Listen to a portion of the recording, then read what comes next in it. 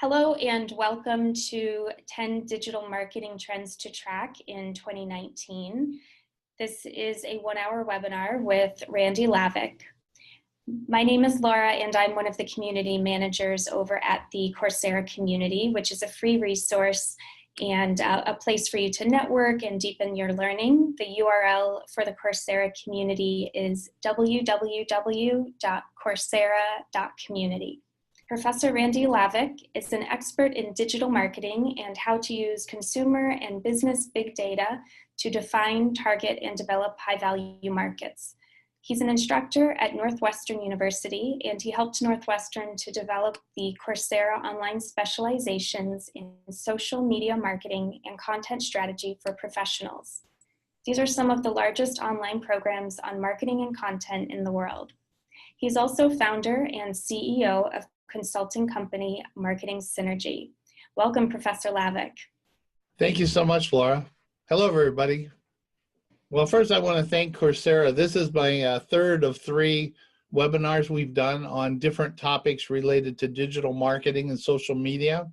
We're huge advocates at Northwestern of lifetime learning, and I really like the way Coursera does it. In that it doesn't matter if you don't have the financial resources, you can get the education.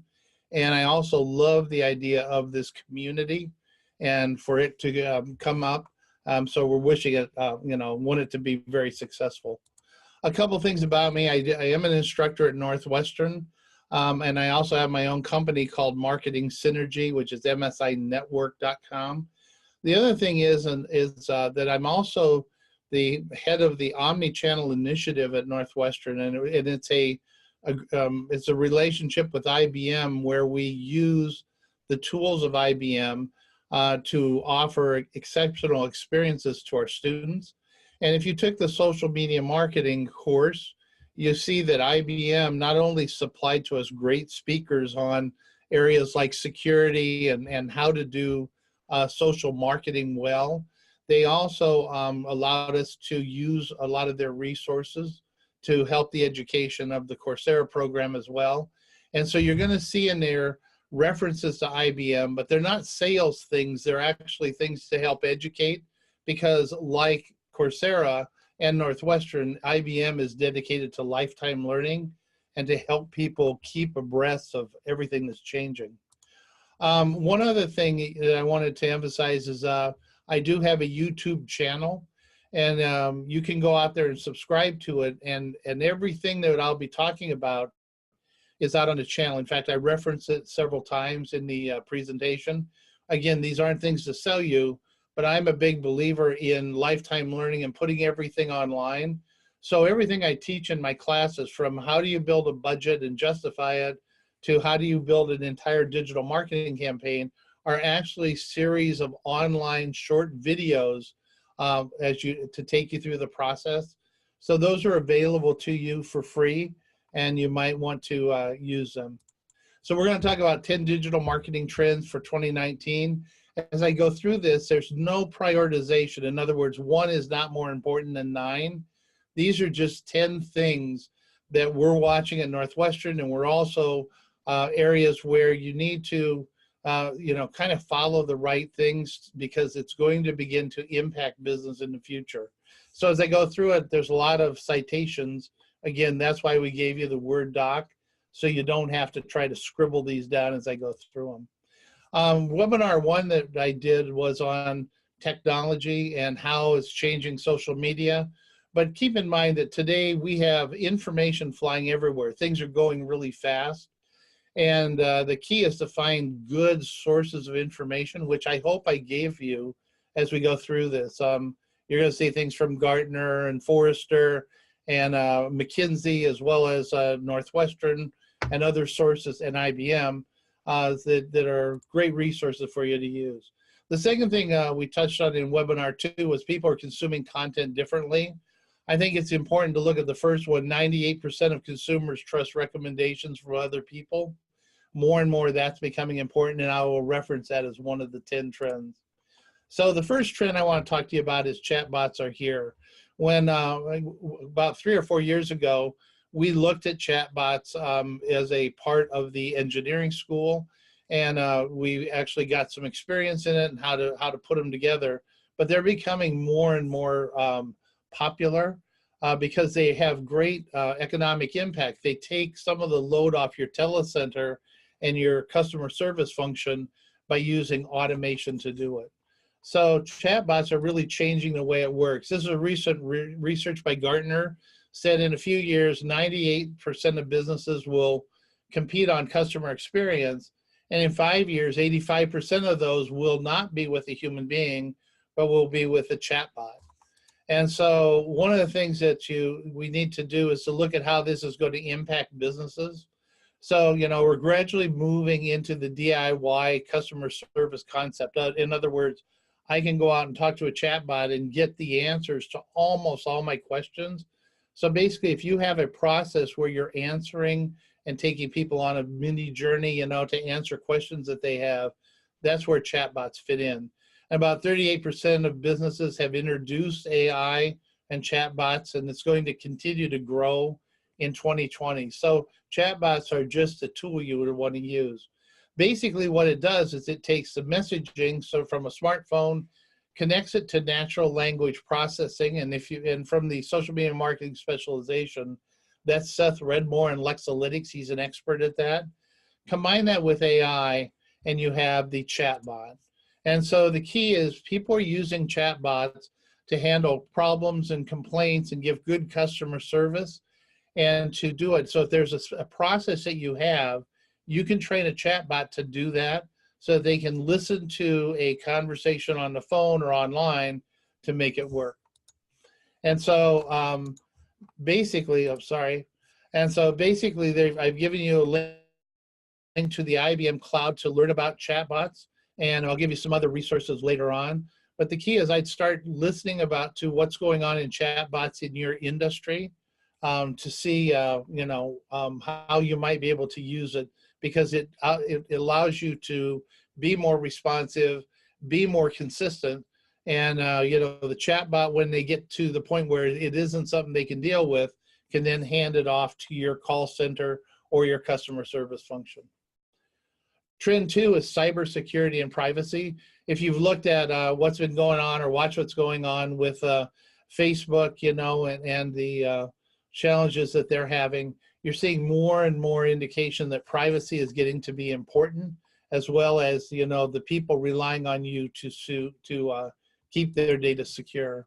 And so the number of data breaches is increasing as time goes on. And so one of the big trends that we're watching, and we talk about this a lot at Northwestern, is the fact that the European Union, the EU, has put in general data protection regulations. And basically it's about, protecting my data and helping me as a consumer to not be overwhelmed with advertising, to put some accountability and links into it to make it work. And so it's a lot about accountability and accuracy. One of the things people don't realize, and so the EU scoop is a good thing to get up to date on it. The key is that not only is the GDPR coming, but it's becoming the gold standard worldwide. And one of the things about this data privacy is that it puts a lot of onus on your business to protect the data and to use it wisely. And so basically there have been major lawsuits filed through the EU on this whole area. So the privacy policy versus user control. Users want to be able to approve every ad that's presented to them. That's the nature of the discussion. And the key is there's a major lawsuit with Google and Facebook brought through the EU, through France, and there's also been smaller ones. And what it really comes down to is who owns that data and how are we going to use it well. There's also data breaches in the GDPR. They say any person who's suffered a material or non-material damage as a result of infringement of the regulation shall have the right to receive compensation. And so the key is all the data that you have for your customers and prospects that are on your data system, you want to protect that, but you also, if you're going to use it, you need to understand how this all works. And it's not a $650 data breach, it's a $650 million data breach lawsuit. currently underway with the British Airways. Also, data usage. Google was hit with a $570 million data usage lawsuit. And the regulators have said Google didn't explain how or why it's collecting people's data. So think about it in terms of privacy, control, and your need to avoid the data breaches as a key part of it. I've got a couple of really good resources for you. One is the IBM site on data security. They give you how to do an action plan and what you might want to do to begin to address security issues. The nice part about these IBM sites is they aren't selling you just their product. They're giving you case studies and recommendations for how to do it, how to protect yourself. Another one that's really big is the concept of digital ledger or the blockchain. And with the blockchain, what it does is it actually tracks through documents that are moving through the cyber world. And the nice part about it is blockchaining has the ability to begin to control things. So yesterday in my class, I had Steve Dodd, who is with Board Reader and Social Gist, which we have him in the social media marketing specialization. And he's talking about how he's working worldwide with companies to put in blockchaining as another security measure. So blockchain's just another tool in your repertoire. And this is a really good book that IBM put out on how to use blockchaining and when to use it. Trend 3, customer reviews are becoming more and more important. As you saw in a few slides earlier, consumers make decisions based on reviews of people who have used your products and services. And so you need to think about how do you want to integrate that into your system. Here's an interesting study. 72% of consumers trust online reviews. 68% go to social networking sites to read reviews. 90% of consumers say positive online reviews influences their buying decision. And so the key is you need to see how you can integrate some sort of a review process into your business. And so we spend time discussing this a lot in my courses. One of the things that we have is the Spiegel Research Center, which is a part of the Medill School, which is a part of Northwestern. And they do very interesting research on a lot of different topics.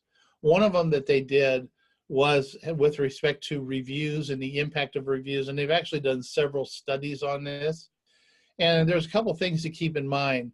I like number 2 here on the list. First off, people focus on the first 5 reviews. The second thing is, you don't want to have all 5-star reviews.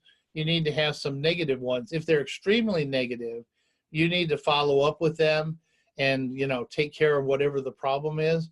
But the key is they want to see reviews that have some ranging. And so they have 5 recommendations. I've given you the link to the study. But the key is that today reviews and recommendations are driving business. And the other thing that's important to know is that for a lot of them, for example, I have a WordPress site. You can get free software just to add into your site that will allow you to do ratings and reviews. You can also purchase it, and there's also out of your website sources where you can they'll maintain it for you. But the key is you need to get people satisfied with what you're doing with good help support.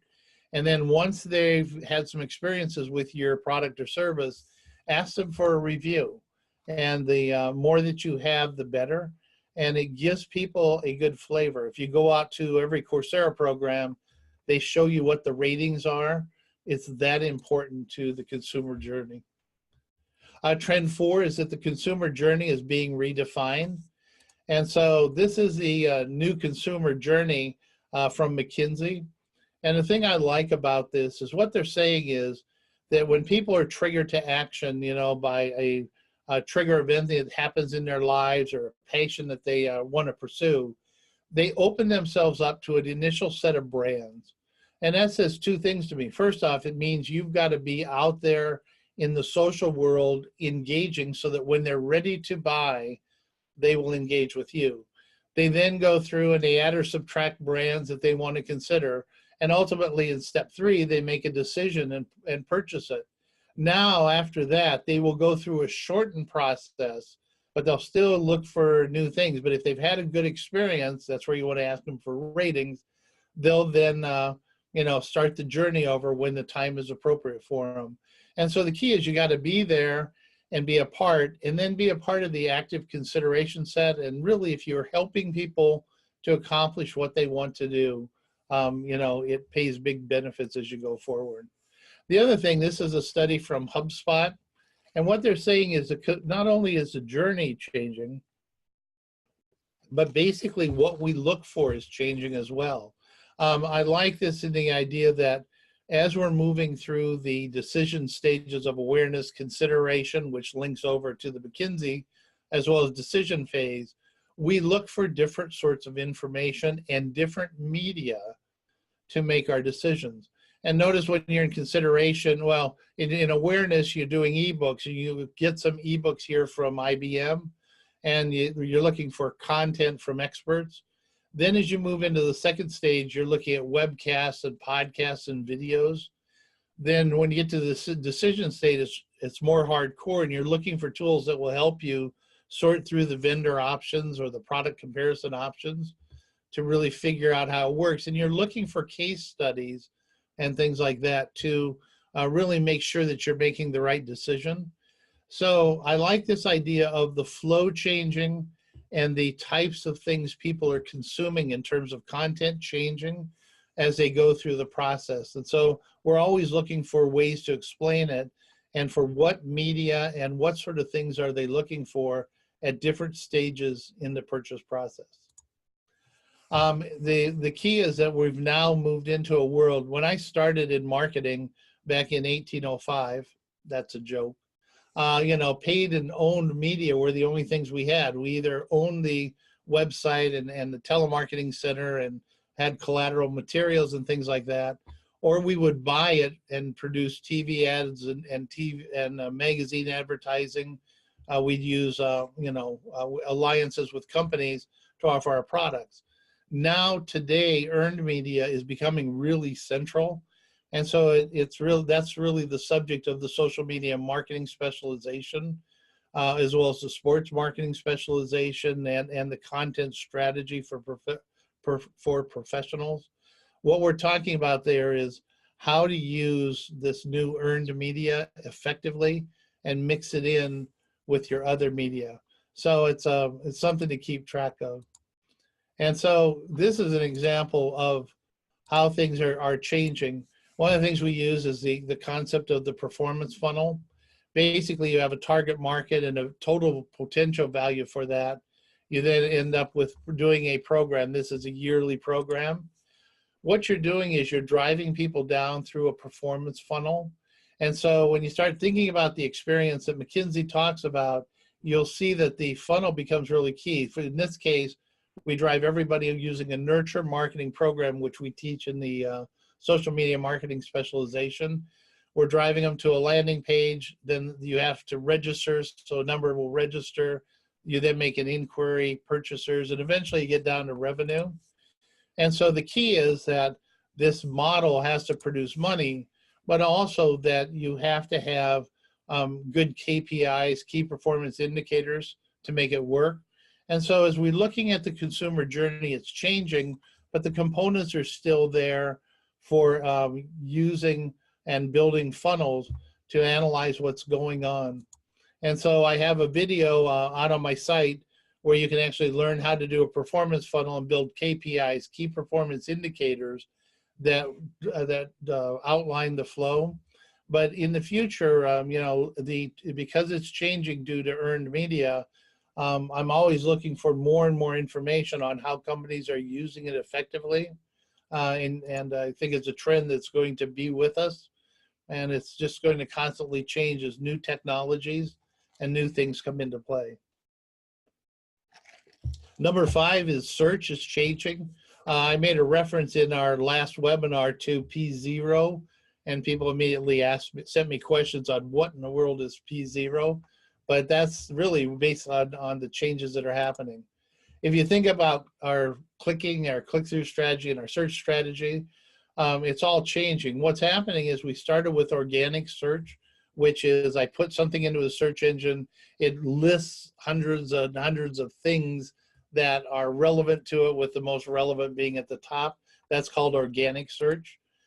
Basically, it came out of your keywords. Then we put in pay-per-click, and pay-per-click meant that as a company, we could pay for a click on a given search term, and for everybody that clicks through, and it became a staple. It still is a staple of a lot of companies. And so if you look at a search, at the very top were the paid results, and it was also traditionally on the right-hand side, although they've changed that. And then we had the organic results underneath it. So your marketing program was basically a combination of organic and paid search. But things are changing as we move to smartphones and as we become more comfortable with audio responses to questions that we're asking. And so the next one is position zero. And it was really brought about by the fact that we have, we use our smartphones a lot. And so the idea of position zero is, if you're at the top, if you become a position zero company, what it allows you to do is when people ask for an audible search, they ask Siri, you know, what's the best sushi restaurant that's near me? The capabilities are now that Siri and other ones can bring back an audio answer as opposed to having the traditional search and screen. So as we move from computers to tablets to smartphones as our preferred way of getting information, position zero is very important. And so this is what position zero looks like. I actually went in and just typed into Google search, what is position zero on Google? As you see, the first thing it comes back with is an answer at the top. And this is what is called a code snippet. And it also then gives you what people also ask.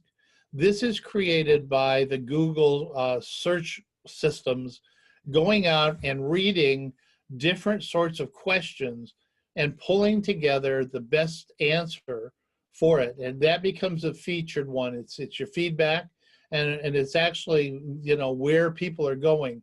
So the one at the top that defined position zero is in a position zero position, if you will. And then the snippet under there of how people ask, that's where you want your company to be, either at the very top or in the mix. And so the way to do it is to understand, you know, what you could do. There are a lot of companies are restructuring bits of their site in the form of questions and answers, because that's what it's looking for. It's looking for a Q&A sort of an answer that it can bring into the system. And so what you want to do is find great keywords. I've given you an article at the bottom, but they talk about KW Finder, Google Trends, which are tools that we talk about in the social media marketing specialization. And then you want to increase your potential for selection by repeating the question in the snippet. So you're actually changing your website a bit into a Q&A format. You want to answer the question as clearly as you can. And what it's going to do is, if you've done it very cleanly, you may move into position zero. On the right-hand side, I've given you a short video that you can watch that talks about how to do position zero positioning and what is it, to give you more details on it. But the key is that as we move with the idea of looking at search and going down pages and pages of possible answers to your query, it's kind of going by the wayside. This is a future trend that's going to be happening, but it's not in the long distance future. It's going to be happening in short term. So begin to think about, how do you transition over to a world that's predominated by smartphones and audio as opposed to reading text? And I think the position zero is a good way to get started kind of thinking about that. The trend 6 is more and more companies are building different sorts of integrated digital marketing strategies. In other words, they're taking their traditional sales and marketing and digital and putting it together into a integrated, holistic marketing plan each year. One of the key things that they use is a strategy that was developed in 2016 by YouTube and by Google, and it's called Hero, Hub, and Help. And to put it in real simple terms, Hero is 2 to 4 things that you do a year that is really outstanding and awesome to your target market. And the idea is doing events that create buzz. I talked about that in the second webinar. And so I won't go through it in a huge amount of detail, but what you want to do is something that excites your target market. It creates heat in the marketplace, if you will, and gets them going. Hub is something you put out every month, and it's a continuous stream of things around the topics of interest for your target market. And the key is it's a combination of heat, exciting things, as well as light being education.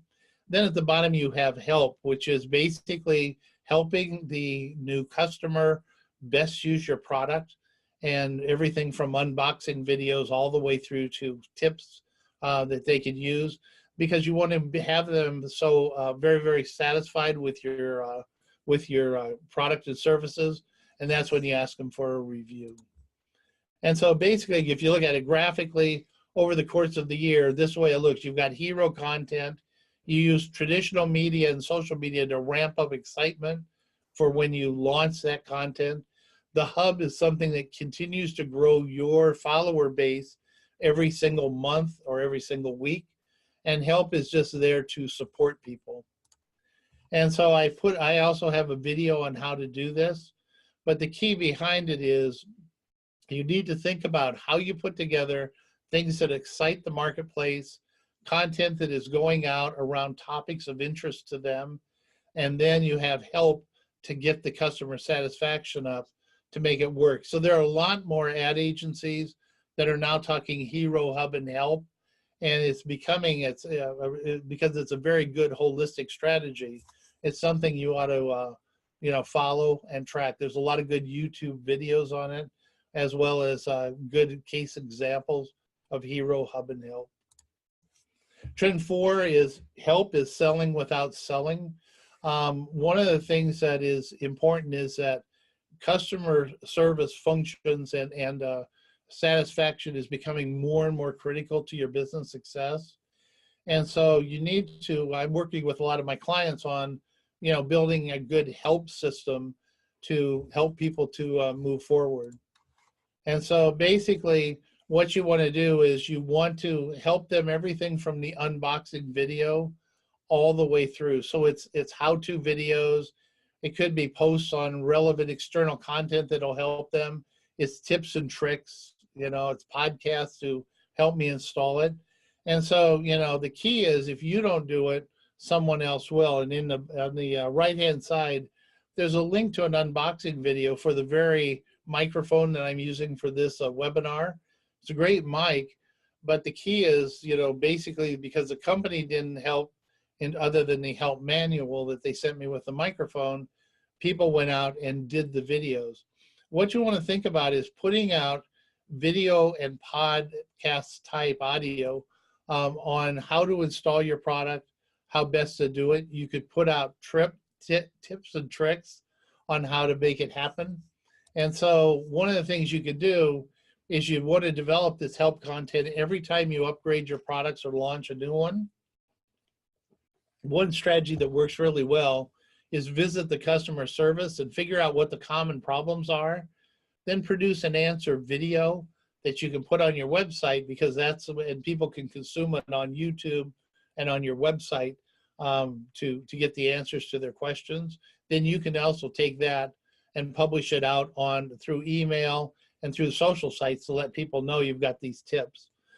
Talk with customers, consider developing tools and apps to help them do it better. And don't forget to use podcasts and audio. If I'm trying to install this particular mic, I'm at my computer, which means I have to crawl down on the floor to plug it in. So it's easier for me to listen to something through my smartphone and go back and forth in the installation process than trying to read a manual.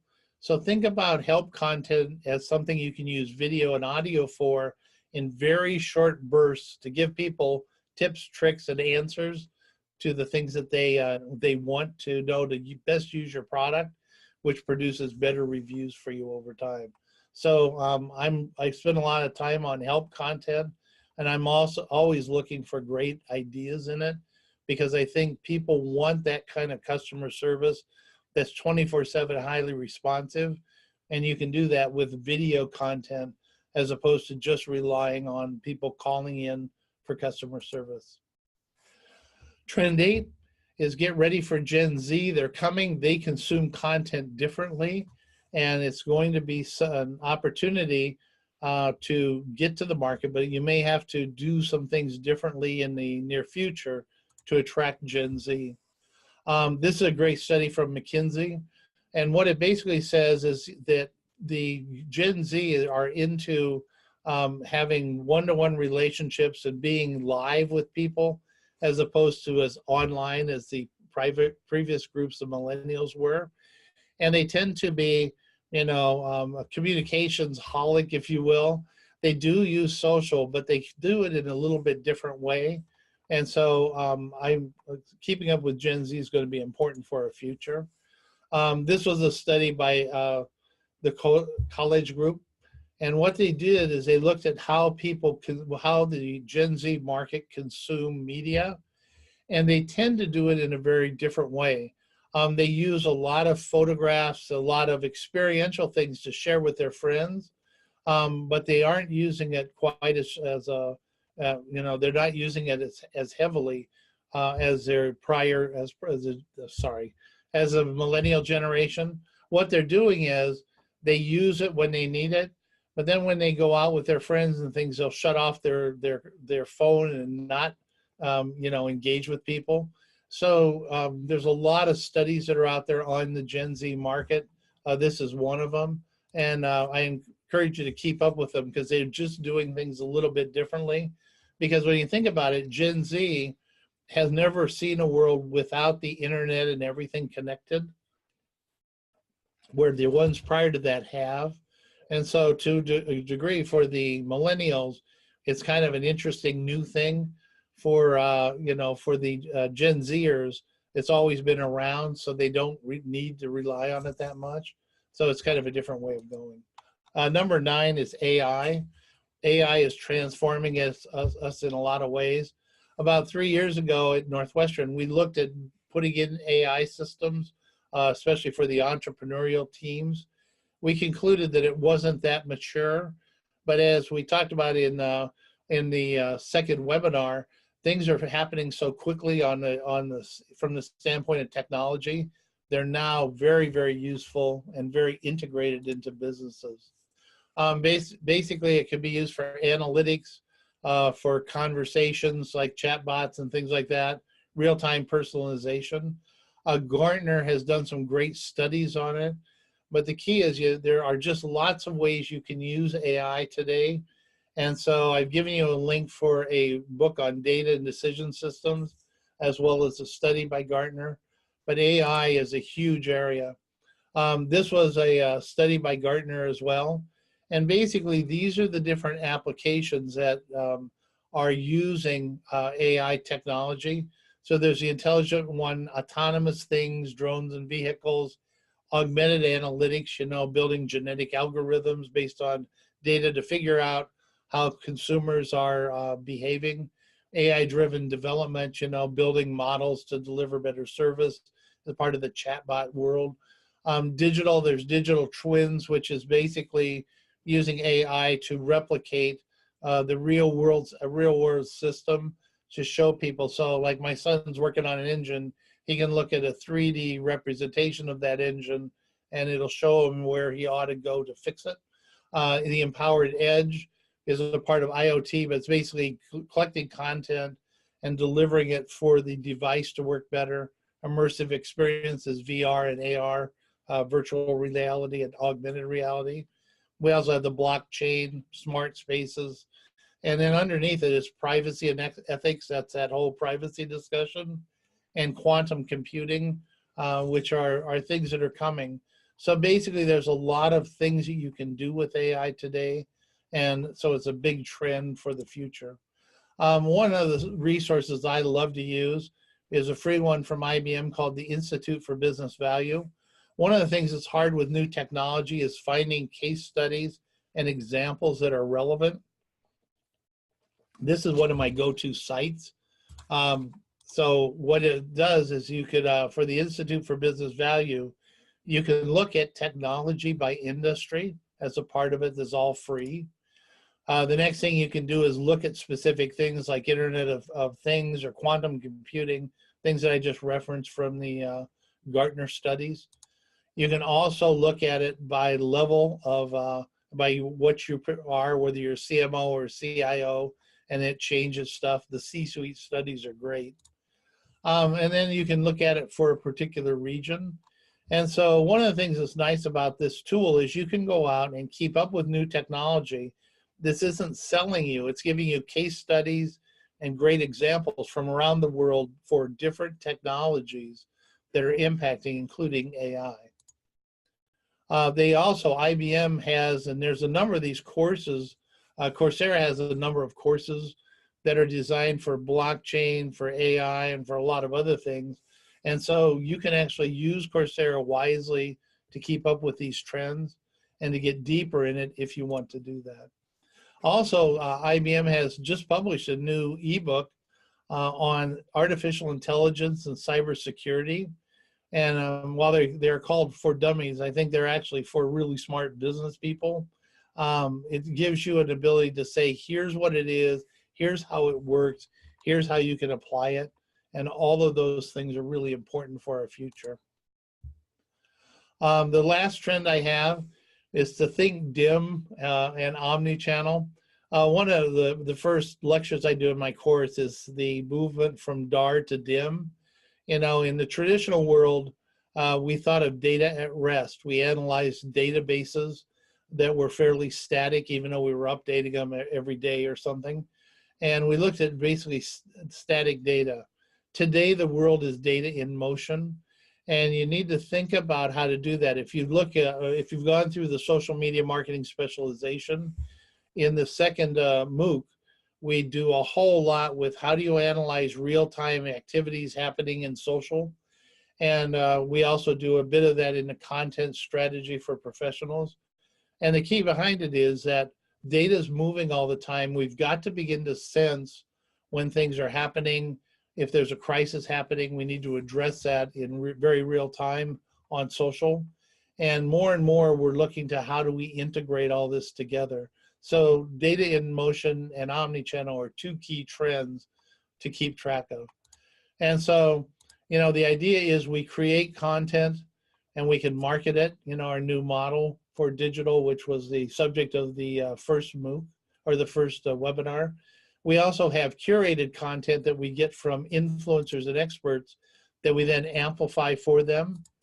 And then we put it into a library and we can remarket it. The key is that people are always looking for information. So we need to be a part of the flow with our digital strategy. And we also need to understand where they're coming from. And so this is a model that I use for omni-channel. But the key is people are going to integrate or engage with your company through social, through video, through their mobile app, webs, so your website, to private virtual communities. It might be through IoT and wearables and retail. And today we want to put that into platforms that link it all together at the consumer level. Then we can use AI-driven real-time marketing and analytics to build a better way to do it. And then down at the base, we have our customer and our prospect database combined with the curated content that we've done through the new digital model allows us to engage with people in a one-to-one fashion regardless of how they are coming in. So keeping track of the omni-channel experience and trying to give people a holistic experience across your organization is a key thing to customer satisfaction in the future. And so it's something we spend a lot of time on. So basically, those are the 10 trends. There are all a lot of different kinds of trends, but they're things that we're tracking right now at Northwestern and that I am teaching in my classes to keep up in the world of constant change. And so I would like to open it up for any questions that you have and go from there. I'll answer anything that you want. Thank you. I did collect some questions throughout your webinar. So maybe I'll start with the most recent one because it's about AI. Holly has asked, if you could speak about the potential for how AI may affect SEO. I'm not an expert on that, but the key is that I think that for search engine optimization, we need to look at, you know, do you have the right keywords, and are you using the right things? I think that search engine optimization is going to be really interesting when you take it back to the position zero discussion as to how that all fits together. I think it's all in play, but there are a number of companies like HubSpot that are experts in SEO. And I think I would certainly want to track that in the future, but I don't have a specific answer for it now. Okay, so another question here is, can you explain more about the algorithms that read behaviors of users and suggest various products to them without them asking for those products? For example, Facebook marketing. Okay. Yeah, I mean, if you think about it, Facebook has not only information on what you're looking for and the cruise patterns you've historically done and things you're looking at, but they're also looking at your interests and your backgrounds, your friends' interests and backgrounds, and they're pulling everything together along with demographics to make a prediction as to what you might want to purchase. And so at Facebook marketing and Google, they're all taking all of your activities into account, and the AI is going through and saying, how does this match up to products and services? One of the things you might want to check out, there's some really good videos on what's called programmatic marketing. And that's really the essence of it. It's building a platform, an AI or an analytics platform that take into account everything you've been doing, and then they match it up to a product or service offer that they're doing. And so in our social media marketing specialization, we look at We Feel Fine, which is a early system, but it illustrates how people can pull things together to make predictions. And, you know, it's a very, very sophisticated world now, and that's really at the cutting edge. There are some good videos, again, on AI and genetic algorithms that you can get through YouTube to get more educated into it. But if you think about it, they know not only who you are and the essence of your community, but they also know, and the essence of you and your household, I'm sorry, but they also know what you're doing in real time and what you've done in the recent past. Pulling that all together is a rich soup that they can use to then figure out what are the best products to offer you. Okay, and there are a couple questions about reviews. Mm-hmm. So how can we trust consumer reviews when some companies are paying consumers to write good reviews? What I would want to do is start off, you know, I don't think you should pay, first off, but companies do. I don't think that's a big part of it. I think the bigger part of it is, are you asking for any reviews at all? If you're not, you should. And the key becomes to let them be able to put in some comments about it. You could also ask better customers to write reviews. So you got ratings and recommendations and reviews. The key is that you need to have a blend of those, but the 4-5-star ratings are really nice. And then the key is, I would just let the consumers write their own reviews of your products. I don't think you need to pay people to do it, but the key is, if you're out there and you have some ratings and reviews, people will look at it, and that'll help you know, you to get the best possible leads as you move forward. Okay, and another question is related to trend 3. How can we deal with sentiment analysis on product reviews?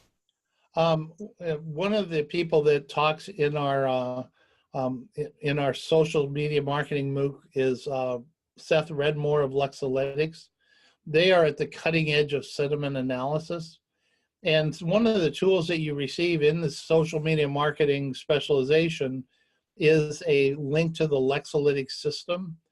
And what it does is what you can do is you can take comments being made and you can run them through these sentiment analysis engines to understand what the groupings are, what are they talking about, and how many people are talking about different topic areas, and also what is their sentiment on each one of them.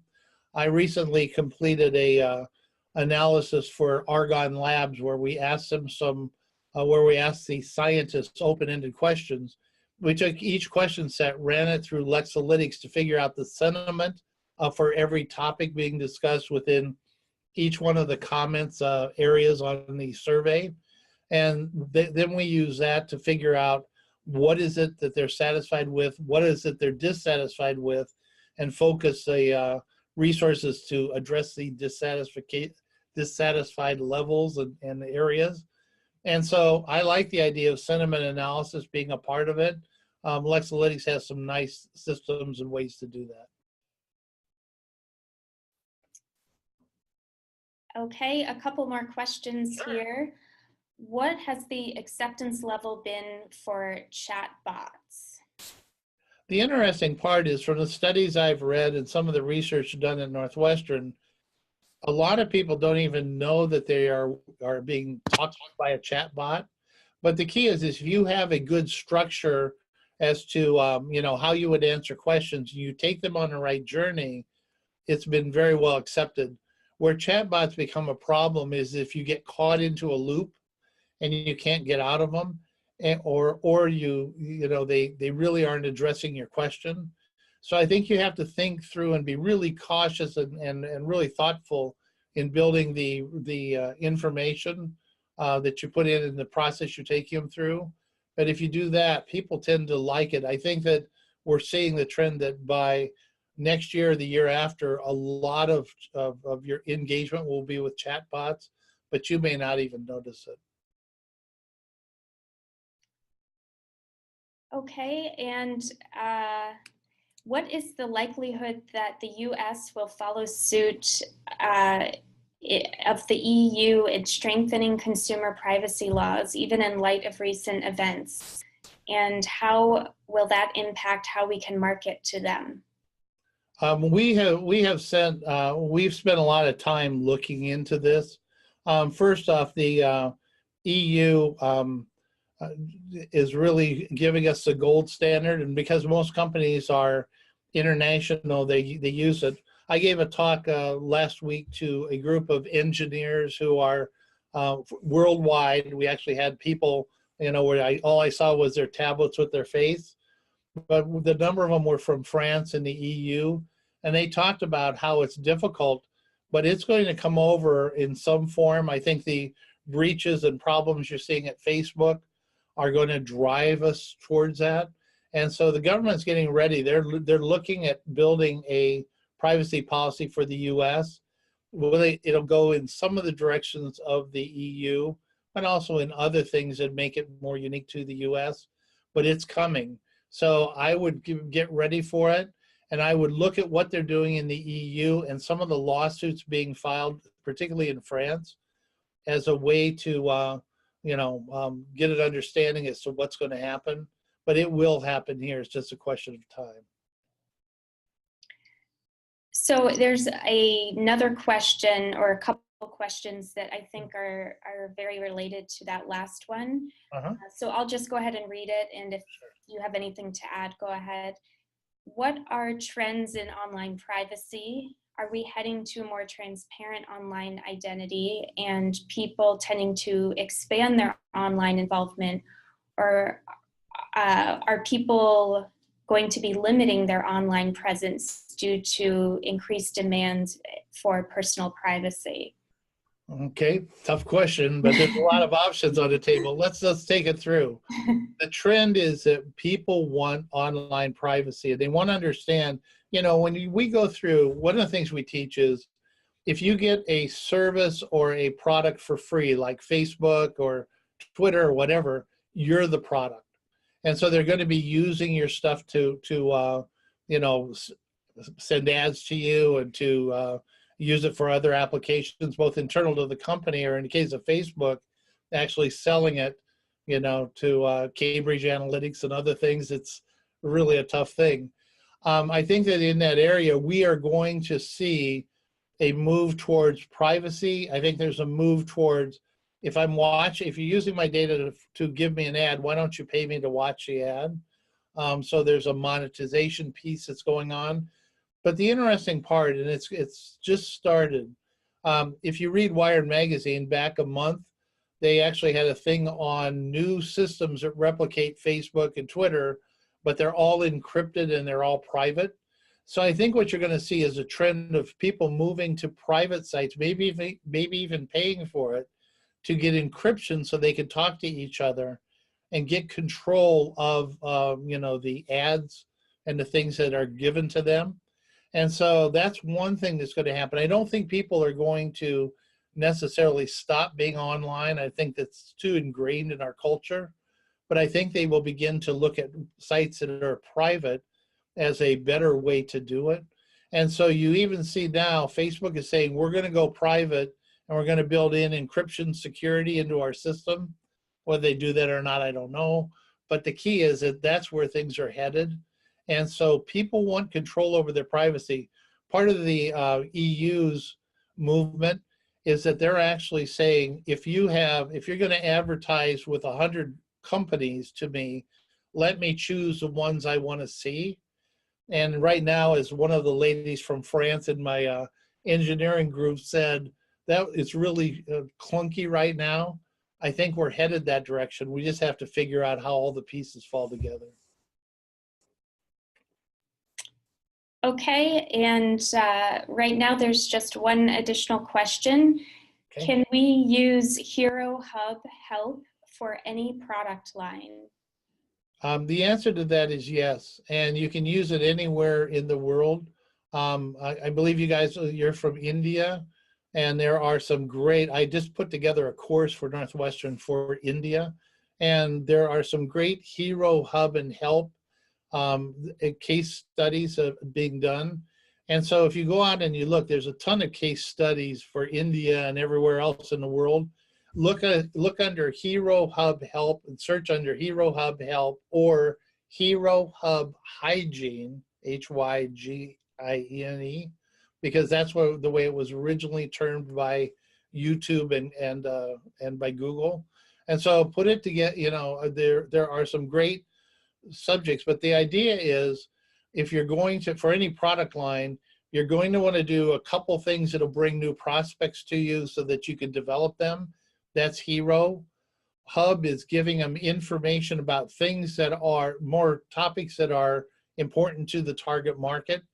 And it's not so much selling your products, but it's bringing your product into the discussion within the mix of things of importance to them.